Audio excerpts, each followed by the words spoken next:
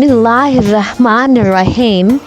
हज़रत इस्माइल अलैहिस्सलाम अल्लाह के जलीलुल कदर नबी थे और हज़रत इब्राहीम अलैहिस्सलाम के बड़े बेटे थे।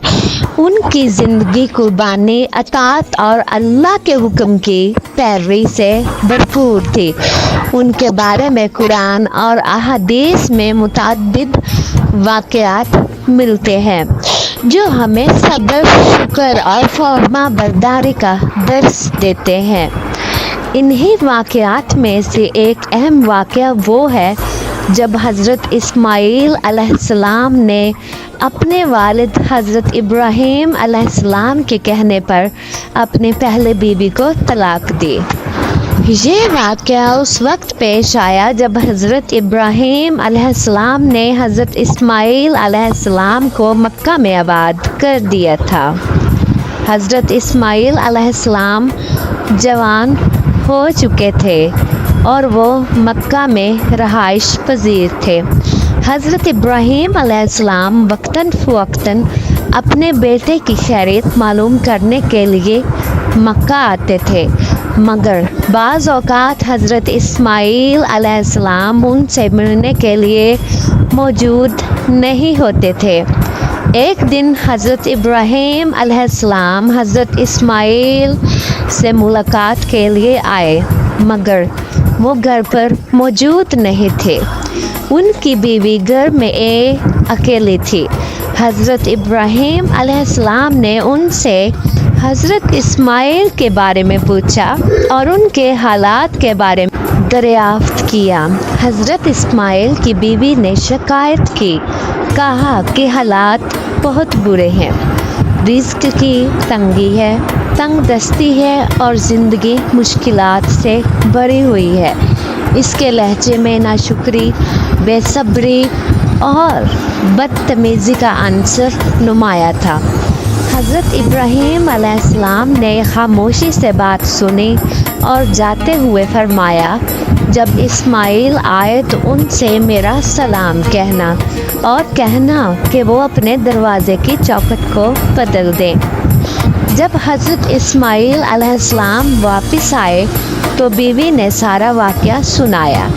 हज़रत इस्माइल अलैहिस्सलाम फ़ौरन समझ गए कि ये उनके वालिद हज़रत इब्राहीम अलैहिस्सलाम थे और दरवाज़े की चौखट से मुराद उनकी बीवी है।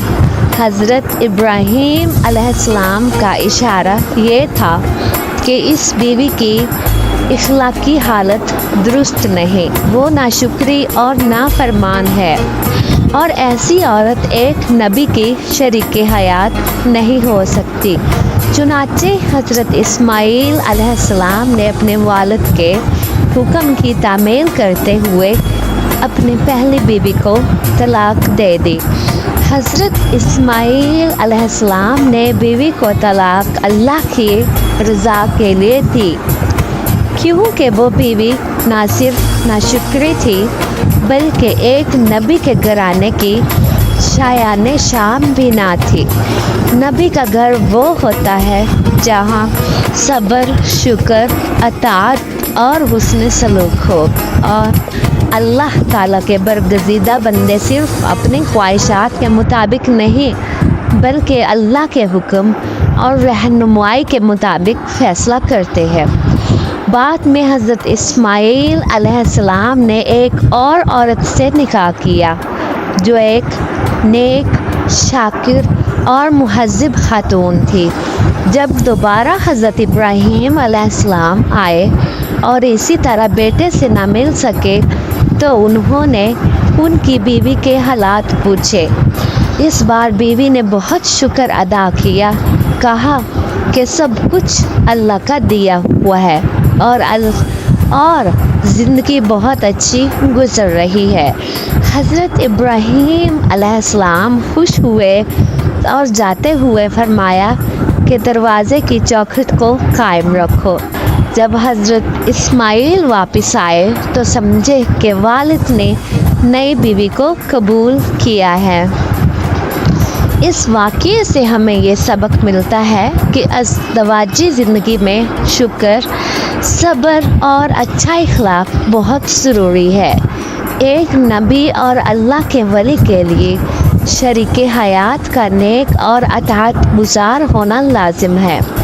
حضرت اسماعیل علیہ السلام نے والد کے حکم کو اللہ کا حکم سمجھ کر عمل کیا اور ہمیں سکھایا کہ اللہ کے ولی کی بات میں حکمت ہوتی ہے، وہ بظاہر چھوٹا سا اشارہ ہی کیوں نہ ہو۔